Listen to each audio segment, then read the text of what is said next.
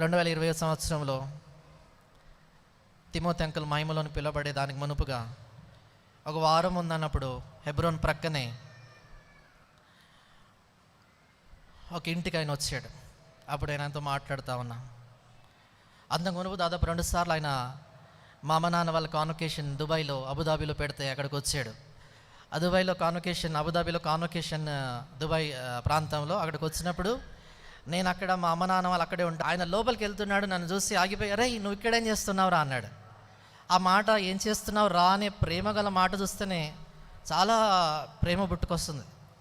ఇక్కడ ఏం చేస్తున్నావు రా అన్నాడు. అంకుల్ మా అమ్మ నాన్న ఇక్కడే ఉంటారు అంకుల్, మా నాన్న వెళ్ళరు ఇక్కడ అని చెప్పాను. అక్కడ 2 సార్లు వచ్చినాడు. అక్కడ కారులో అంకుల్ని తీసుకొని వెళ్ళి ఆ దేశంలో అత్యంత ధనవంతమైనటువంటి ఒక షాపింగ్ మాల్ ఉంటుంది. ఇక్కడ సినిమా స్టార్ల పిల్లలు వచ్చి అక్కడ షాపింగ్ చేస్తారు. ఆ షాపింగ్ మాల్కి తీసుకెళ్ళి అంకుల్ అంతా చూపిస్తుంటే ఆ బంగారము, వెండి, అక్కడ ఉండేటువంటి ఏవైనా కొనాలని ఇండియా నుంచి వచ్చినటువంటి వాళ్ళు, సేవకు వచ్చిన వాళ్ళు కూడా కొంతమంది తప్పే, అంటే అవసరమైనవి కావాలంటే తప్పు కాదండి, అన్ని కళ్ళు వాటి మీదకి వెళ్తాయి, కానీ ఒక్క దాని మీద కళ్ళు వెళ్ళట్లేదు. ఏం కొంటారు అంకుల్ అంటే ఏం కావాలరా అన్నట్లుగా చూస్తున్నాడు, ఏది చూడట్లేదు. ఆయన ఇంటికి వెళ్ళి తర్వాత గదిలోకి వెళ్ళి ఆయన కూర్చొని బైబిల్ మాత్రమే చదువుతున్నాడు. ఒకసారి ఆయన ఇంటికి వెళ్తే ఒక ఫోటోలో సైకిల్ తొక్కుతున్నాడు. ఇదేంటి అంకుల్ అంటే ఈ సైకిల్ మోటార్ మీద ఖమ్మంలో ఆ దినాల్లో ఏ సంఘాలు లేనటువంటి సమయంలో సైకిల్ తొక్కుతూ చిన్న టీవీఎస్ లాంటి స్కూటర్ వేసుకొని పల్లెకి తిరిగి ఊరూరికి తిరిగి చేసిన పరిచర్యలు బట్టి ఖమ్మంలో కొన్ని 100 సంఘాలు ఏర్పడ్డాయి. ఆయన వాక్యం చెప్తున్నప్పుడు గుంటూరులో వాక్యం చెప్తుంటే వాళ్ళ డినామినేషన్ వాళ్ళు, సిఎస్ఐ వాళ్ళు, బ్యాప్టిస్ట్ వాళ్ళు, మెననైట్ వాళ్ళు ఆయన వాక్యం వినడానికి వాళ్ళ 1 గంట సేపు కార్యక్రమం ఉంటుంది వాళ్ళ మందిరాల్లో. అది పూర్తయిన తర్వాత మెట్ల మీద కూర్చొని వాక్యం వినేవాళ్ళు, ఆటోల్లో కూర్చొని వాక్యం వినేవాళ్ళు, వేరే డినామినేషన్కి చెందిన వాళ్ళు.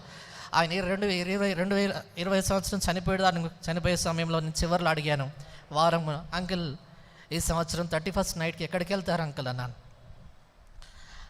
ఆయన అన్నాడు, ఎక్కడికి వెళ్ళను రా, నేను అలసిపోయాను అన్నట్లుగా ఉండే ఆ మాటలు. ఎక్కడికి వెళ్ళను రా అన్నాడు.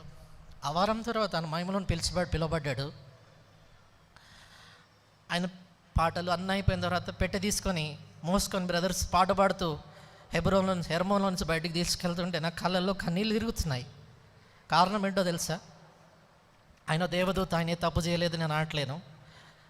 ఎందుకు అంత బాధ అనిపించిందంటే వాక్యం నిండిన ఒక పాత్రను పాతి పెడుతున్నారు.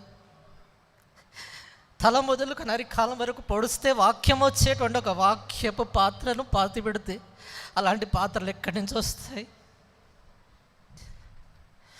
ఇది నాలో ఎంతమంది యవనస్తులు హైదరాబాద్లో వాక్యం నిన్న పాత్రలు ఎక్కడున్నాయి? హైదరాబాద్లో వాక్యం నిన్న పాత్రలు ఎక్కడున్నాయి? ఎంతమంది దైవజనుల వల్ల డబ్బులు వద్దు, ఏమొద్దు, చనిపోయే వరకు కూడా ఆయనకు ఒక ఇల్లు లేదు, కనీసం ₹1 బ్యాంకులో బ్యాలెన్స్ లేదు, ఆయనకున్న ఐశ్వర్యం అంతా కూడా దేవుని వాక్యమే. అలాంటి దేవుని వాక్యాన్ని ప్రేమించే వాళ్ళు ఈ వాక్యాన్ని గుండెలోకి దింపుకునేటువంటి పాత్రలు ఎక్కడున్నాయి?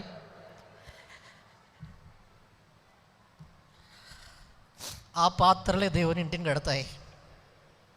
గొప్ప ఇంటిలో వెండి పాత్ర, బంగారు పాత్ర, మోకాళ్ళ మీద ఉండే పాత్ర, వాక్యంతో నింపబడిన పాత్ర. ఈరోజు నువ్వు అవుతావా?